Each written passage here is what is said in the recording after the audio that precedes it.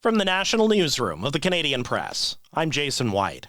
The Vatican says Pope Francis died of a stroke that put him into a coma, leading to irreversible heart failure.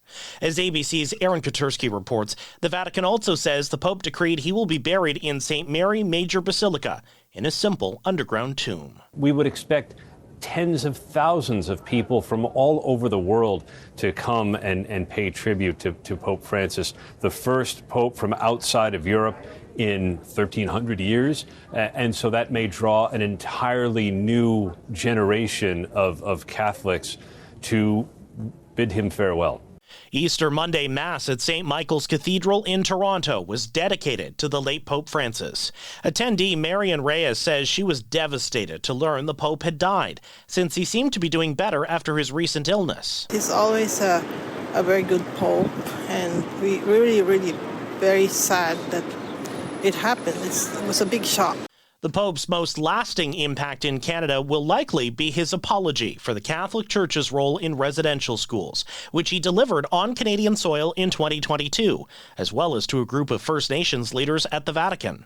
The president of the Union of BC Indian Chiefs, Grand Chief Stuart Phillips, says he is deeply grateful for what Pope Francis did for reconciliation with First Nations communities. It indeed was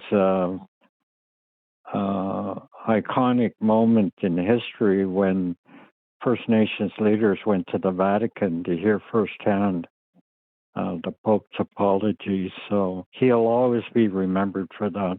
The Pope's death now begins a weeks-long process that will culminate in a conclave to elect a new Pope.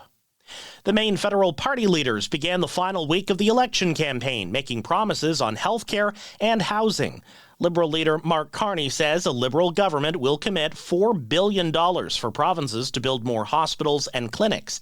NDP leader Jagmeet Singh pledged to expand pharmacare, while Conservative leader Pierre Poilievre promises to tie municipalities' federal infrastructure funding to their pace of home construction approvals. Meta is making some changes aimed at cracking down on young people who lie about their age on Facebook and Instagram. Meta is now testing artificial intelligence that automatically enrolls users who are suspected of lying about their age into teen accounts, a more restrictive form of account on Facebook and Instagram. Users generally interact with people of their own age, so Meta says it's using AI technology that will specifically examine who an account is friending or messaging on the platforms. Because AI is imperfect, Meta also says it's giving people the option to change their settings in case we make a mistake. Mike Dubusky, ABC News. This is the Canadian Press. In sports, tonight's playoff game between the Edmonton Oilers and the Los Angeles Kings will be big for a couple of Skinners. Stuart Skinner is set to start in Edmonton's goal, while forward Jeff Skinner plays in his first playoff game since joining the NHL in 2010. Also tonight in the NHL, the Montreal Canadiens are in Washington, kicking off a first-round series, and the Winnipeg Jets look to go up 2-0 in their first-round series with the St. Louis Blues. NBA playoff action has the Denver Nuggets facing the Los Angeles Clippers, and Canada's Jamal Murray was one of three Nuggets eclipsing the 20-point mark as Denver rallied for a 112-110 overtime win over Los Angeles in Game 1. In baseball action, the Toronto Blue Jays are on the road, starting a 3-game series with the Houston Astros.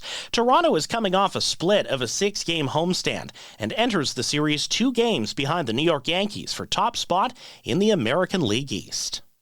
From the Canadian Press, I'm Jason White.